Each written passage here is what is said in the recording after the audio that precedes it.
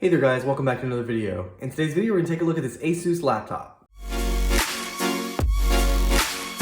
So I bought this laptop on sale from Best Buy. It was originally on sale for $99, and they had an open box deal from Best Buy for only $87. So I bought it for that price. However, right now it's on sale for $109.99, normally $229.99. As I mentioned, this was an open box deal, so someone has already previously purchased this and returned it. And then you have the Best Buy inspected sticker and the original sticker, looks like, that has been cut. So let's go ahead and open this up and see what we get inside. All right, and so we do have a kind of interesting box. As you open it, it says "In search of incredible." We have our laptop itself on the top. We also get some documentation as well. So congratulations on your Asus purchase.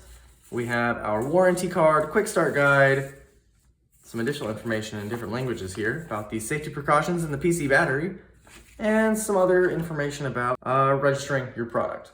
And last thing in the box is our hastily put together cable. As you can see, it's not even wrapped in any way. 33 watts for our adapter, still has the plastic on it, and has a very tiny barrel plug. So this is it, our very tiny Asus laptop. So taking a look around here, you can see it has a pretty flat black color on the top. Nothing too fancy here. Relatively thin design. Definitely feels pretty inexpensive. On the bottom you can see we have our 4 rubber feet. We have speakers that are bottom facing as well.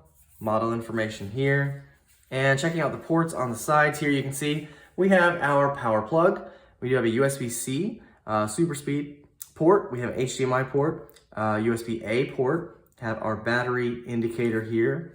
On the opposite side, we do have a 3.5 millimeter headset jack, as well as another USB-A. Looks like that one is not super speed. So overall condition looks pretty good. Opening it up, you can see our keyboard. We do still have the sticker. And we have a very interesting trackpad on this with a number pad put in.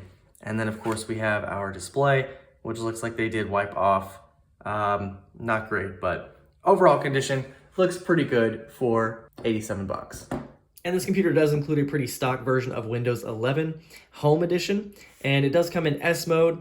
However, you can get it out of S mode if you want to be able to install applications outside of the Microsoft Store.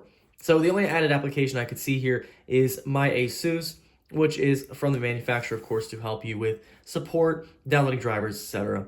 And in the pinned applications, you can see a lot of these are pretty typical for Windows installs. However, some of these are placeholders and are not actually downloaded on the device, and they can be removed pretty easily.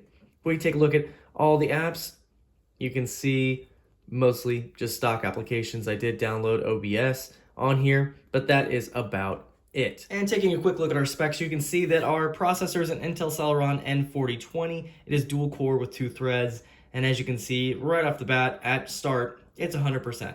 So this is not going to be great for multitasking. This computer is definitely going to be for basic tasks. You can see our memory is 4 gigs. We do have DDR4, and it is 2400 megahertz. And also you can see that that is 76% at boot.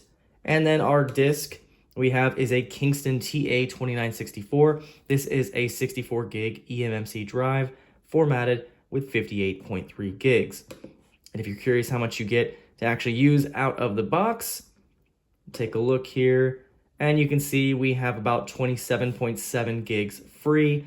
And I have removed a couple things out of here, so I believe it was about 29 when I got out of the box initially. Our Wi-Fi, we have a Realtek 8821CE wireless card, and it is capable of 802.11ac. And for graphics, of course, we have integrated graphics here. So we have Intel UHD Graphics 600. And one thing here I want to show you is just some of the features that they've highlighted on the sticker on the laptop. So they mentioned that this is lightweight and extremely portable, has a lay flat design with a 180-degree hinge, and the number pad, which is an innovative numeric keypad. Now, the first feature they mentioned is light and portable, and that I would definitely agree with. This is super thin and light, can carry it around with one hand, and of course it'll fit in probably a very small bag, which is nice. Second feature is mentioning the lay flat design with a 180-degree hinge, and as you can see, it does lay flat. This, however, is not a touch screen, so of course it's not going to go all the way around like some of the 2-in-1s you may have seen. In addition, we also have the third feature, which is probably the most noticeable, our trackpad with the number key built in. And to turn that on, you simply just got to kind of find the right spot. and then it'll turn on, and you can use it just like a normal 10 key on a larger keyboard. And to demonstrate this, you basically can just tap on the numbers here, and you can do multiplication, whatever you need to do. However, I did notice that if you click, it will still click. So it can be nice, but it is also kind of just a little bit annoying to use. And taking a quick look at our display, I do have a YouTube video running in the background just to give you an idea of the quality you can expect from this. It is an 11.6-inch display with a resolution of 1366 by 768, so just over 720p.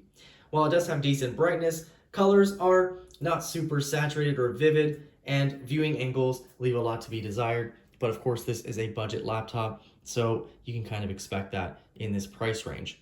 You can kind of see here, and then viewing from the sides. But overall, it's not too bad. Now, as I mentioned earlier in the video when we looked around the device, this does have bottom firing speakers, and they are not the greatest either.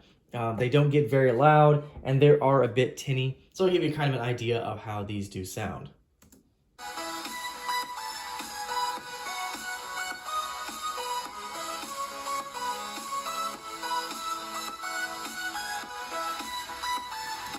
And that is at full volume, so it does not get very loud at all. Now, of course, this computer does have a webcam up here at the top, as well as a small LED to let you know when it is turned on.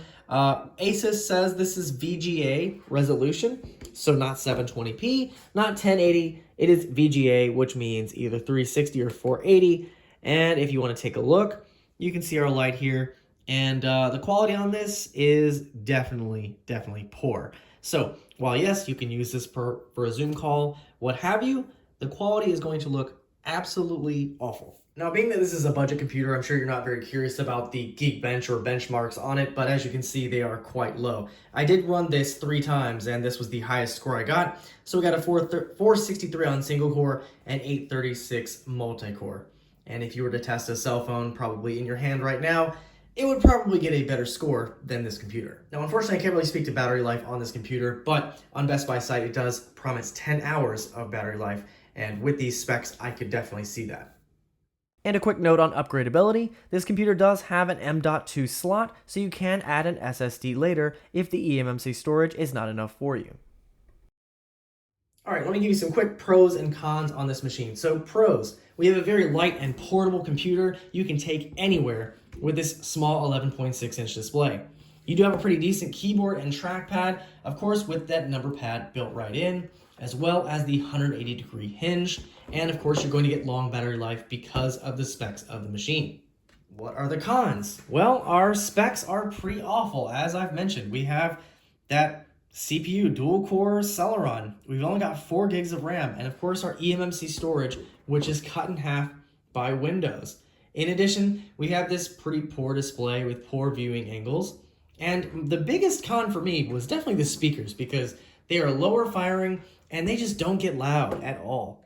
So there you guys go, a quick look at this Asus laptop. So who is the target audience for this computer? I would say anyone who is looking for an inexpensive, basic Windows machine to accomplish basic tasks. Those basic tasks, I would say, light web browsing, social media, some content consumption, and word processing. But if you're looking for anything else, if you need to have multiple tabs open on Chrome, a bunch of Excel documents, or if you're trying to store pictures or documents, or any of those things, gaming, editing, any of those things, look elsewhere. This is just not going to be the one. If you need just a portable machine for your kid, for schoolwork, if you need a machine to take for travel, any of those kind of things, this might be the one. Definitely go look at it. Anyway, guys, if you have any questions on this, feel free to leave them down below, and I'll see you guys in the next video.